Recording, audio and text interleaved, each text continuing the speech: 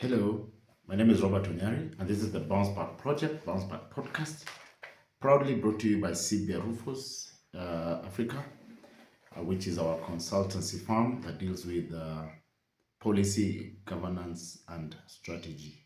So today we want to talk about the budget. The Minister for Finance struggled into Parliament last week on Thursday to go and read the budget statement for 2026-2027. Ironically, he used a 2,500cc Volkswagen Passat after obviously coming in with a 3,000cc fuel guzzler and leaving also with the same. This is the foundation of this discussion today because we want to see the ironies that we find ourselves and we confront today as a nation. What do we look and see when government officials, the government of William Ruto and many other governments even in the past, come and give a mockery of a budget reading and call it a mwananchi budget? This is what is going to be our discussion today, and we want to see if the finance budget that was read, the finance statement that was read, the budget statement that was read for 2026-2027, does it really reflect the challenges that affect you and I? We are going to look at that in 5 segments.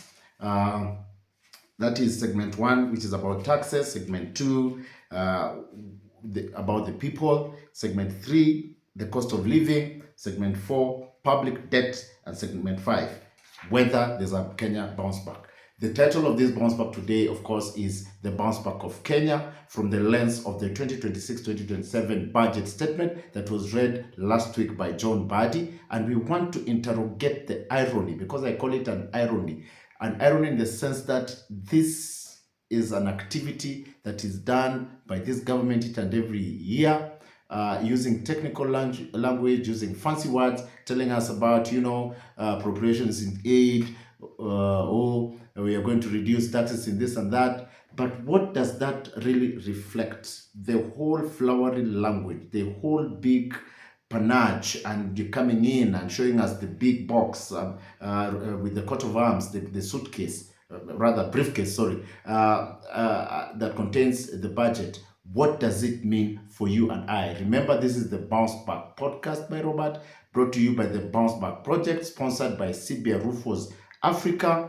We are found on www.cbrufus.com, and you can find this podcast on YouTube at On Robert, Spotify at On Robert, and hello, my name is Robert Onyari, and this is the Bounce Back Project, Bounce Back Podcast, proudly brought to you by CB Rufus Africa, which is our consultancy firm that deals with policy, governance, and strategy.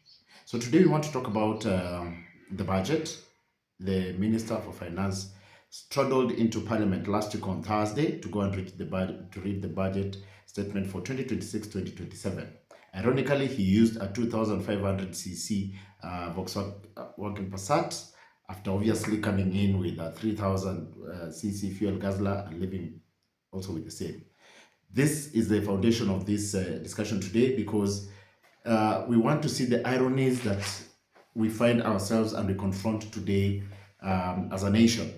What do we look and see when government officials, the government of William Ruto and many other governments even in the past, come and give a mockery of a budget reading and call it a mwananchi budget? This is what is going to be our discussion today, and we want to see if the finance budget that was read, the finance statement that was read, the budget statement that was read for 2026-2027, does it really reflect the challenges that affect you and I? We are going to look at that in 5 segments. That is segment 1, which is about taxes, segment 2, about the people, segment 3, the cost of living, segment 4, public debt, and segment 5, whether there's a Kenya bounce back. The title of this bounce back today, of course, is the bounce back of Kenya from the lens of the 2026-2027 budget statement that was read last week by John Badi. And we want to interrogate the irony, because I call it an irony in the sense that this is an activity that is done by this government each and every year, using technical language, using fancy words, telling us about, appropriations in aid, going to reduce taxes in this and that. But what does that really reflect? The whole flowery language, the whole big panache, and you're coming in and showing us the big box with the coat of arms, the suitcase, rather briefcase, sorry, that contains the budget. What does it mean for you and I? Remember, this is the Bounce Back podcast by Robert, brought to you by the Bounce Back Project, sponsored by CBA Rufus Africa. We are found on www.cbrufos.com, and you can find this podcast on YouTube at On Roberts, Spotify at On Roberts, and my LinkedIn hashtag is Robert Onyari. So, the budget statement 2026, 2027. They say it is the largest budget that has ever been read in the history of Kenya. 4.8 trillion shilling budget, a really, really big budget, a budget that we want to see, not really to interrogate the numbers, but to look and have a feel how this budget relates to you, the common man. They like to call us the common men, those of us who use public transport, pay rent, go to supermarkets to buy food, expensive food that is, people who live in the bandas, in the informal settlements, in the rural areas. What does this budget mean for you who's educating your child in a public school that receives capitation of 80 shillings per child per term? What does it mean to you? You, a civil servant who goes each and every day to work with challenges of public transport. What does it mean to you? A teacher who has to work in conflict infested areas of our borders in Kenya. What does it mean to the mama mboga who has to transport fish all the way from Kisumu to Kariakor in Nairobi or to Baba Market?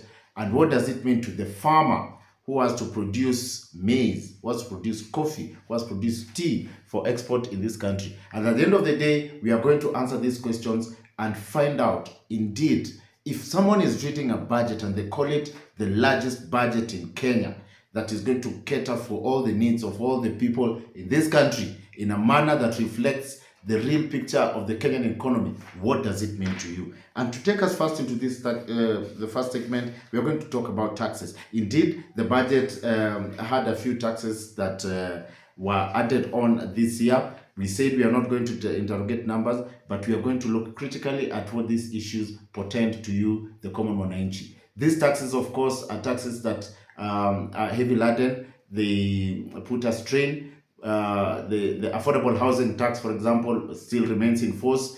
The taxes on payee, of course, they reduced the band. And remember, this is a trick that I want to tell you here that we had been read in that budget. They said that the president pronounced himself 3 weeks ago that they would reduce taxes on those earning 30,000 shillings and below. Remember, it was not officially captured in the budget statement that John Buddy read. When he was asked that question, of course, him and majority leader of the House, Kimani Ichung'wah, told us that, the president pronounced himself on this issue 3 weeks ago. It is not a policy issue yet, but it's going to be included. But remember, it was not added in that tax statement.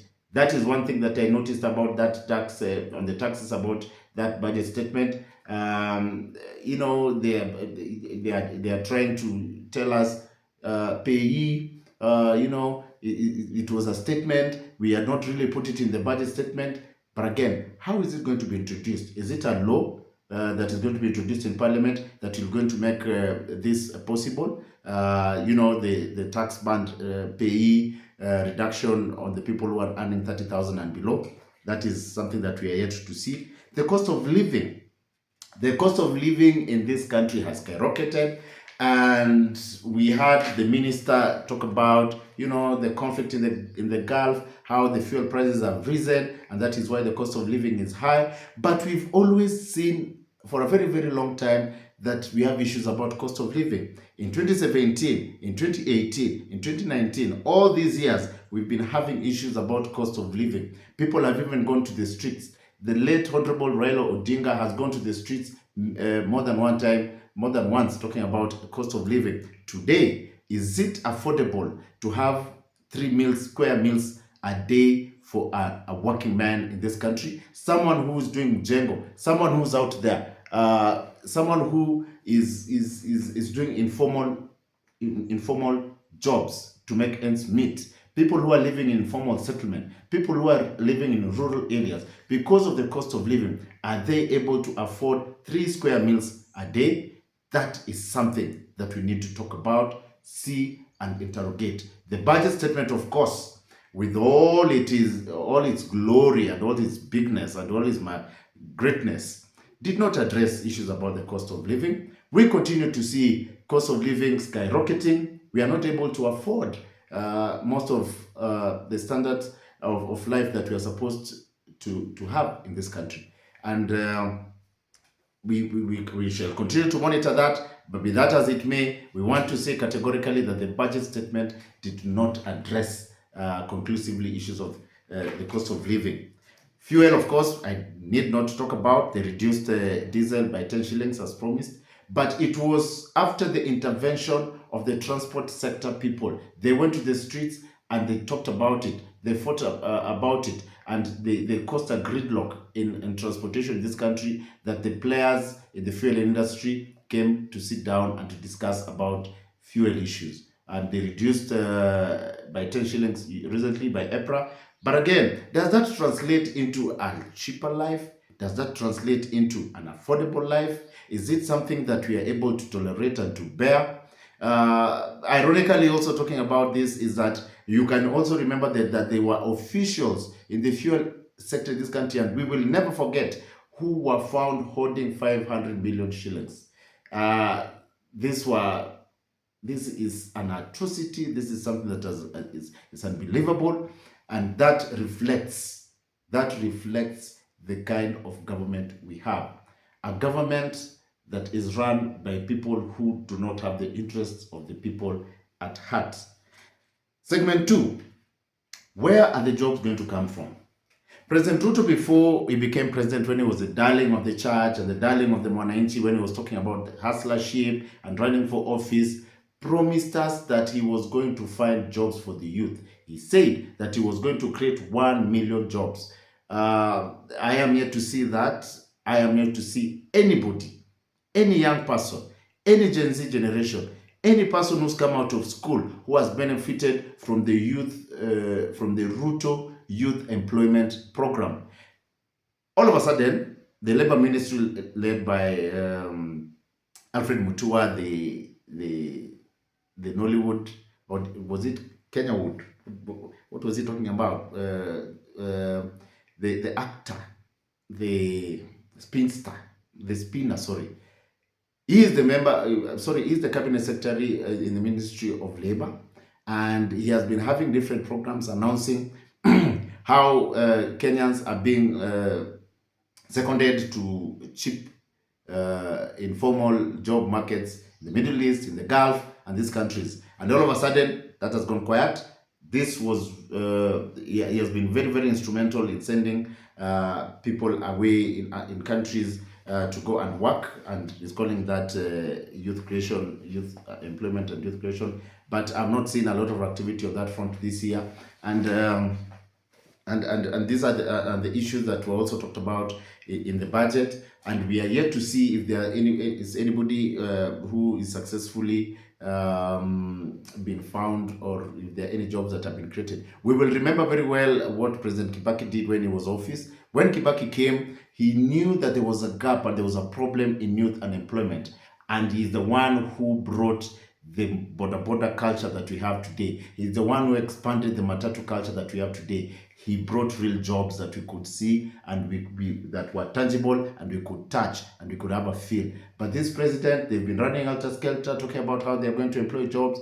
President Ruto is talking about 100,000 jobs in the affordable housing market. Fine, there are people who are working in the affordable housing market. But how many jobs can you create in the affordable housing market that will feed the largest, the amount of people who are coming out into the market today with degrees, with educations, with certificates? Up to 1 million young people graduate into the industry, to the job market each and every year. How do you cushion that? How do you absorb that? There is no way you will tell someone who has an IT degree to go to do an affordable housing Jengo. Fine, we are told, sijakuwe kazi, kazi ni kazi. Be that as it may, how many young people have jobs that have benefited out of this government? And that goes to show that, there's a clueless government led by clueless people, rudderless people, and this was not even talked about in that budget statement. We had some figures, Ajira Fund, women empowerment, such funds here and there. There's this very famous one called Nyota that we keep on being told that it's a government project, but we know very well it's a World Bank funded project that we are going to pay again from our taxes later. Who has benefited from these programs? Who are the youth that are benefiting from the government programs that are being announced every day? And at the end of the day, is this reflecting the national aspirations of this country, that we want to get the young people out of unemployment? Is this really fair? A question to ponder about. Remember again, this is the Bounce Back podcast brought to you by Robert Onyari, courtesy of the Bounce Back project sponsored by CBA Rufus Africa, and you can find us at www.cbarufus.com. And this podcast will run on YouTube at On Robert, on Spotify at On Robert, and on Podbean, but we don't have the links yet. We'll share the link when we post this program. Moving on swiftly, agriculture, manufacturing, digital economy, and SMEs. These are the four pillars, kind of like the big four of President Uhuru Kenyatta. Agriculture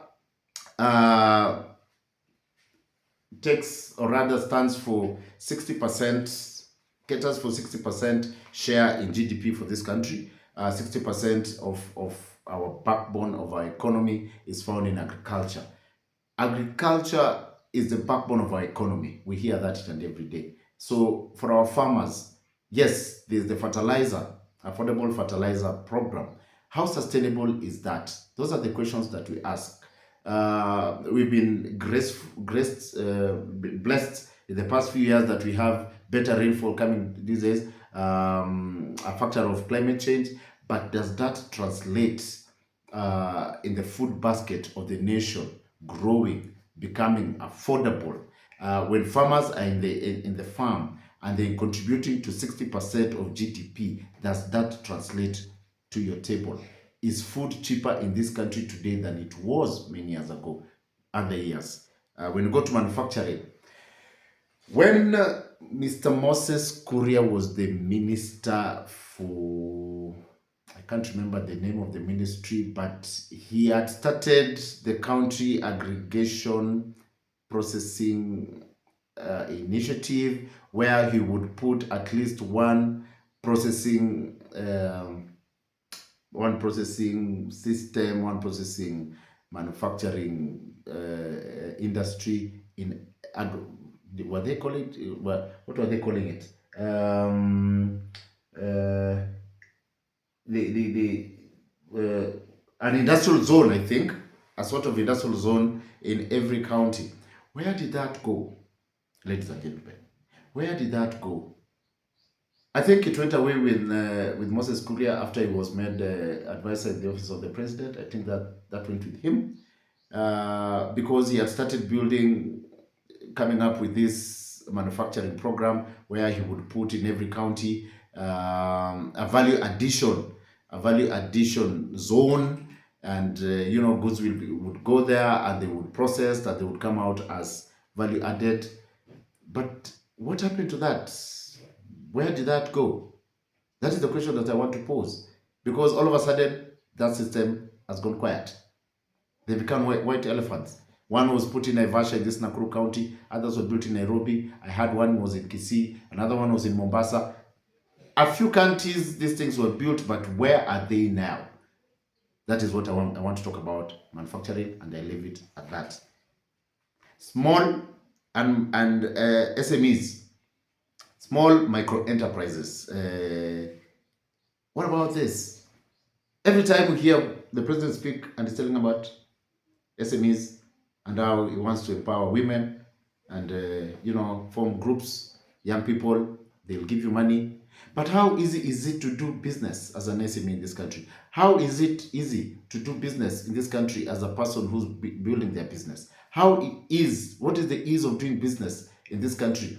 We've done a podcast before on Singapore, and most of these policies that are in this country emulate what is happening in Singapore. And on that day, we said that in Singapore, to register a business, between registering a business to doing a business, you have 24 hours. From the time you're applying for the license, to the time you're getting your documents vetted, to the time that you're being checked to get the license, to get the tax administration, to give you the compliance, and for you to start the business and to get all the certification, it takes 24 hours. What is the ease of doing business in Kenya? How long between when you register to when you start your business? How long does it take in this country? That is the one thing to talk about in SME, in the SME program. Then we have an SME program also in this country, fully funded by government. Who does it benefit? Do you know anybody in your circle who has benefited from government money, taxpayers' money in their SME program? Who do you know, maybe a friend, a colleague out there, nani, rafiki yako, beste yako, who has benefited from an SME program that has been sponsored by government?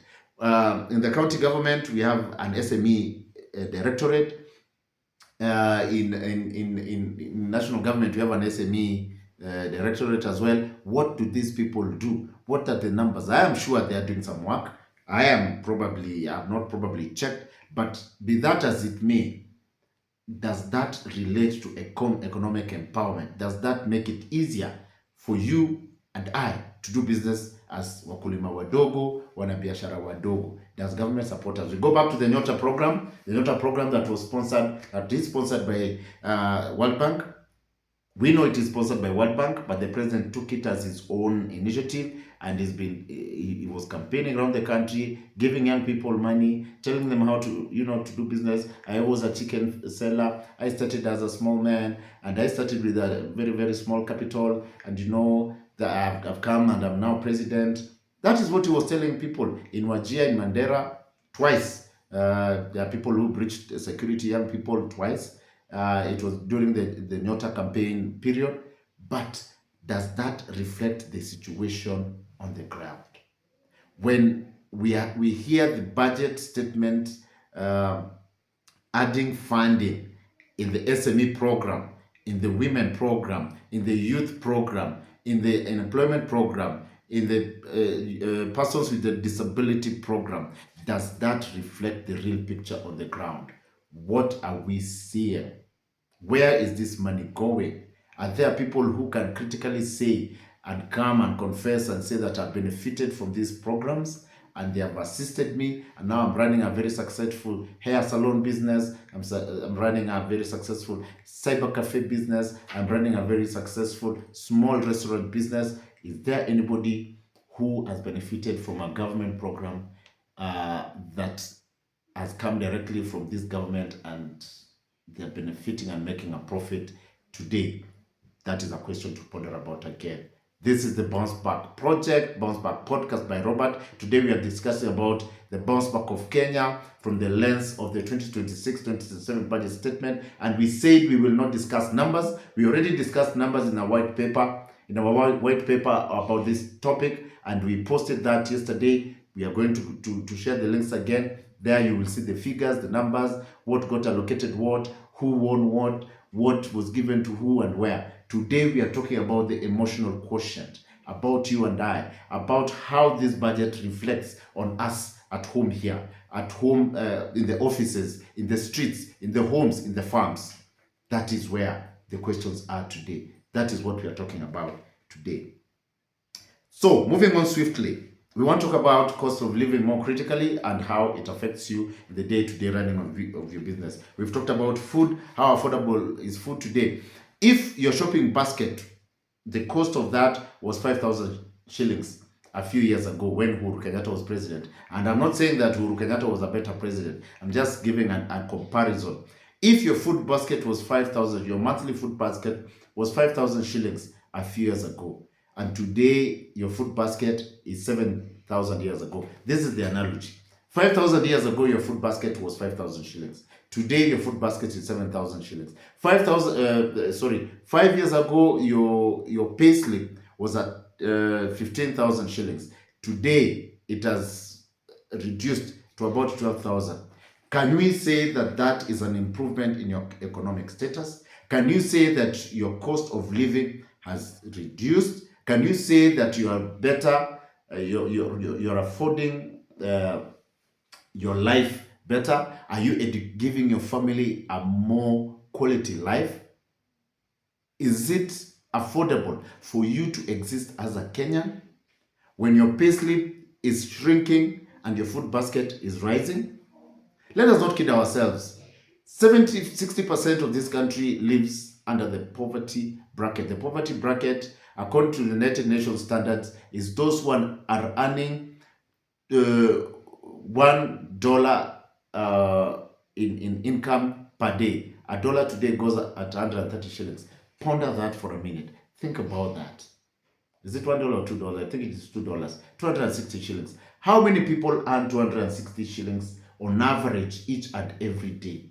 Those are the people who we are talking about, who are lower, below the poverty bracket in this country. And it is 60%. 60% of our 50 million fellow citizens are not able to afford a decent livelihood. That is what we're talking about, the cost of living. The cost of living in Kenya today is unbearable. When your food basket is a third of what you take home, then it means you're not be able to afford, you're not able to make ends meet. And that is the foundation of the problems that we are having in this country. When the citizen is not able to survive, just imagine that statement. When you as the citizen you cannot afford to survive, how many people have fallen off the bracket of livelihood? Just the few minutes that I've talked about in this statement since we started this podcast. That is how critical things are in this country. That is how tough it is to be a Kenyan. That is how bad people are. We call it kuvumilia kuwa Mkenya. And it is because of the cost of living. If the president would tackle cost of living, if he would subsidize and we felt it at home, in our pockets, in our offices, in the streets, that we are able to survive the kind of life that we are living, the harsh realities of this country, then that would be a darling president. Rent, transport, healthcare, education. I'll look at rent and transport, and I'm going to ask you, there's a rent, household rent, or rather a tax that has been imposed to landlords, the people who give the houses that we live in. If you're paying where you're living, that is rent that you're paying, there's a tax the landlord of that premise is supposed to pay. I think it's called a landlord, I don't know, landlord tax, something like that. Question is, how bearable is it to live in Kenya, to rent a house in Kenya? Because if the landlord is getting a tax, then it means that the cost of that tax is going to be imposed on you, meaning therefore that your rent will go up. All right? So if you were paying 3,000 shillings to live somewhere in an informal settlement, because in this country you cannot live decently in a rent of 5,000 and above, I think it's even 7,000. With 7,000 shillings, you cannot live decently in this country. It means that then your rent has been increased, either by 10% or 20%, because of a certain tax. So if we are taxing even rent owners, if we are taxing people who own houses, how easy is it, therefore, that we are talking about a country that is moving towards progress, a Singaporean economy, a country that is moving to the first world, a country that is going to reach California in a few decades or in a few years? How is it easy for us to reach there when we cannot make ends meet? Remember, the backbone of a nation is in its people. We have 50 million of us in this country who work, toil, sweat every day to make ends meet. But the government of the day, does it support us? This is not a Ruto bashing podcast. No. I'm talking about every successive government since President Kibaki. Has it been bearable for you and I? Is it cheap? Is your rent cheap? Let us go to transport.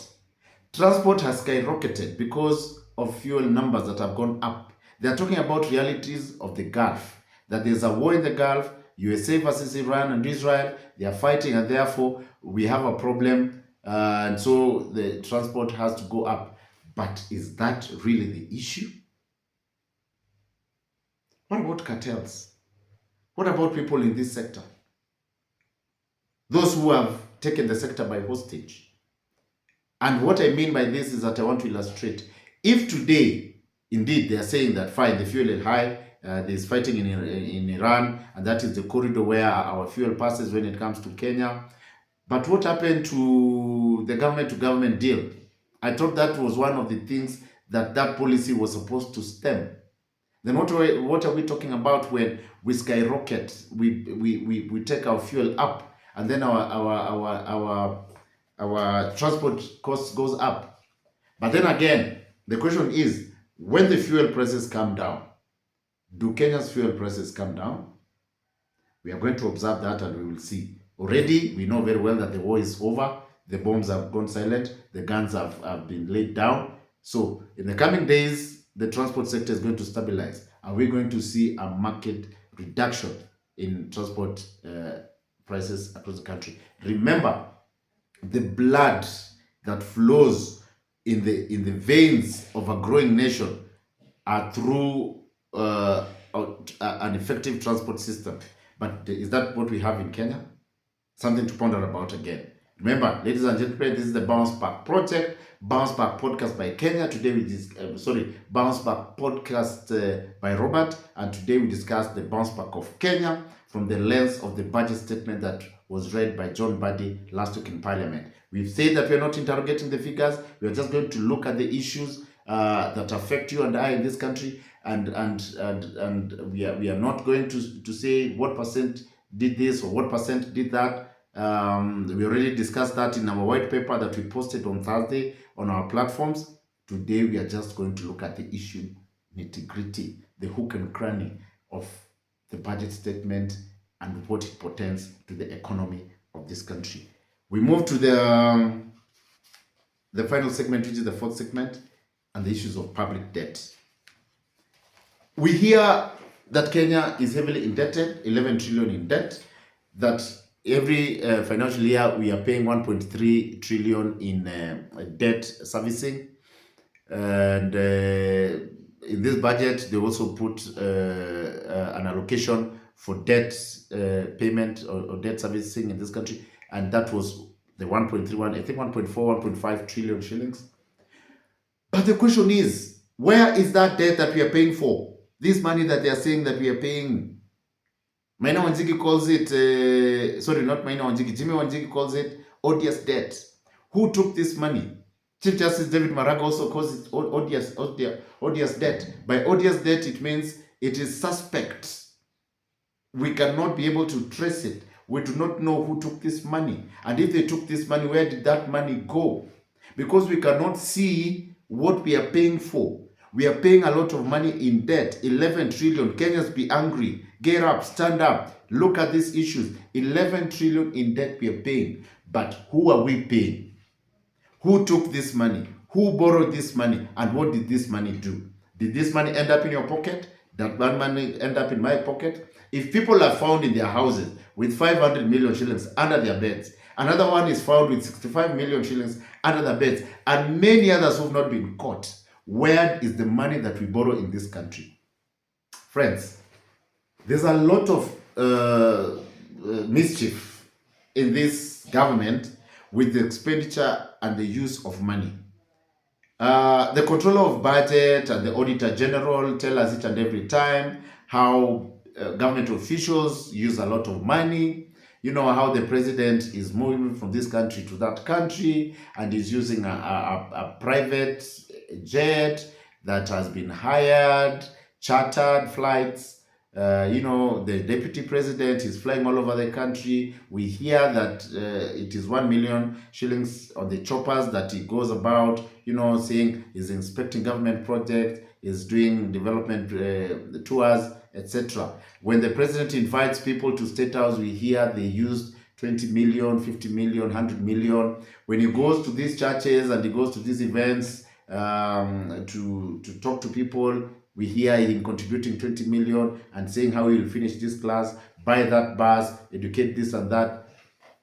The question is, where is that money coming from? A country, a third world poor country like ours, a country in the doldrums, a country that cannot finance its own budget, a country that cannot balance its budget, a country that cannot effectively pay its people, a country that cannot reduce the cost of living, a country that is in dire straits, a country that is overtaxed and overburdened by debt, a country that is reeling under suspect tax burdens. Where does that money go that we are saying we are paying 1.3 trillion in odious debt every year? We hear about, signature, 300 billion shilling deal we signed. The World Bank is going to support the government to do this and that. Where does that money go?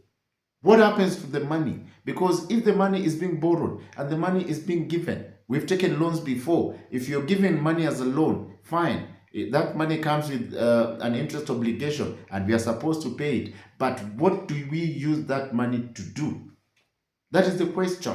Why should we pay for money that has gone into the pockets of a few?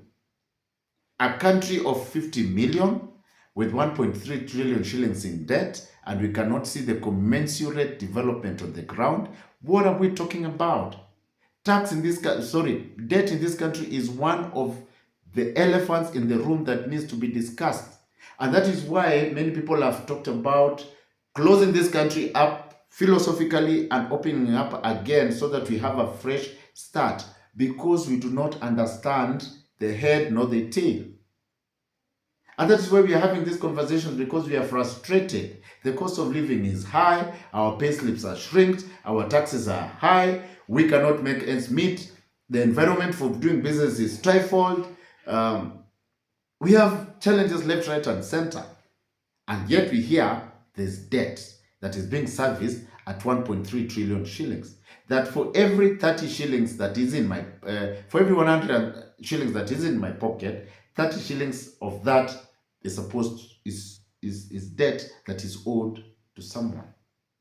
The issue of debt is very, very critical, and I'm going to do a follow-up program about Kenya's odious debt. And I'm going to call it Kenya's odious debt.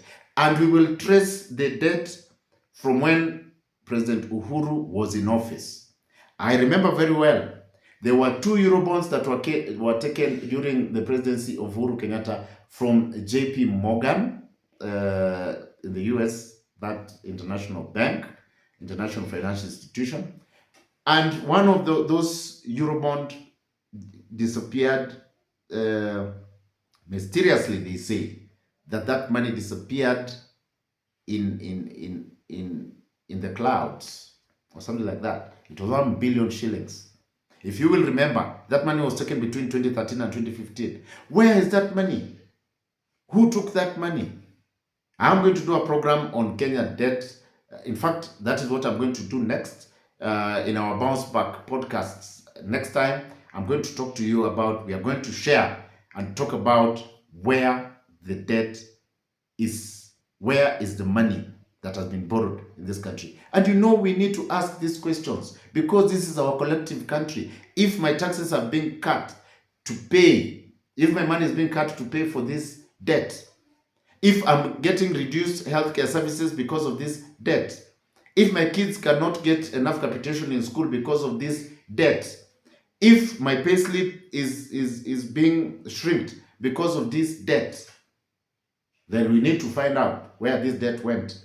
And I support Mr. Jimmy Wanjigi and retired Honorable Chief Justice David Maraga when they talk about odious debt. There's money that we are paying in this country that we are not supposed to pay, and it is unfair for us. It is unfair for you, it is unfair for me, and we need to wake up and smell the coffee, because it is not right. We need to get angry, and we need to get angry in this country real fast, because we cannot continue having structural injustices in the form of economic injustices, financial injustices, debt injustices. It is wrong. It is unfair for us. Finally, as we wind up this program, we decided to introduce something called the Jabez Principle in our podcast, and we want to finish by looking at whether there's a bounce back in Kenya. Having discussed for the past 35 minutes about the state of our country from the lens of the budget statement that was read by John Badi, and we said that we will not interrogate the figures, we will not talk about the percentages, we will not use the big language, we will not use the flowery language to discuss this topic. We said that we are going to hit the nail on the head. After doing that for 35 minutes, do you think Kenya is in a bounce back mode? The answer is no. This is the Bounce Back Podcast by Robert. Today we are discussing the Kenya bounce back, the bounce back of Kenya from the perspective of the budget statement that was read by John Badi last week. And it is courtesy of the Bounce Back Project, a project of CBA Rufus Africa. CBA Rufus Africa is our consultancy, our firm, which deals with policy, strategy, and governance. And you can find us on www.cbarufus.com. Also, you can find the full program that we've talked about today on YouTube, at On Roberts, on Spotify, at On Roberts. We need to ask these questions.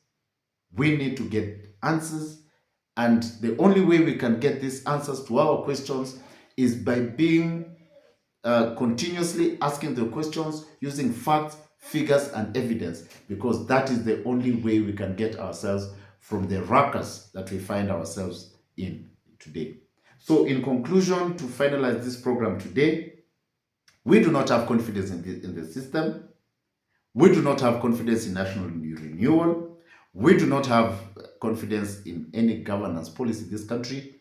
Neither do we have any confidence in the duty of our leaders. Today, more than ever, they need to sit down and reflect that they've let down the people of Kenya. Mr. President William Ruto and your government, the fact of the matter is you've let down 50 million people, the 50 million rest of us. You 1,000 elite individuals, you 1,500 elite individuals at the top, you who have access to state power, machinery, and greatness in government, you have let all of us down. Kenya does not have a bounce back. We will not have any bounce back soon. And if you did not know, this is a message to you. The bounce back is national renewal. Coming up, having confidence in your government, having confidence in your leadership, having confidence in your policies, having confidence in what you tell us every day, having confidence that I, my family, my children will live in a country that is full of hope and prosperity. We don't have confidence in that. We don't have a bounce back in that theory. We cannot be able to understand each other. When people cannot afford rent, they're sleeping outside. When people cannot afford food, they're sleeping hungry. When children cannot go to school because its capitation is 80 shillings per child. When young people do not have jobs, yet there are funds left, right, and center to support their efforts to have jobs. When youth are unemployed, when small business owners do not have access to cheap credit, you have let the lot of us down. There is nothing to celebrate about in this country. There is nothing to be happy about this country. This is our country. We love it, all of us. We are patriotic citizens, but there's nothing to write home about, Mr. President. This was a podcast for you to interrogate yourself, to look at yourself in the mirror each and every day, and to say, what have I done wrong? Even as you seek for a second term, I am not bashing you. I'm not against your political ambition, but as a citizen of Kenya, I have a right to question you. I have a right to come through to you. I have a right to tell you this podcast that you have let me down.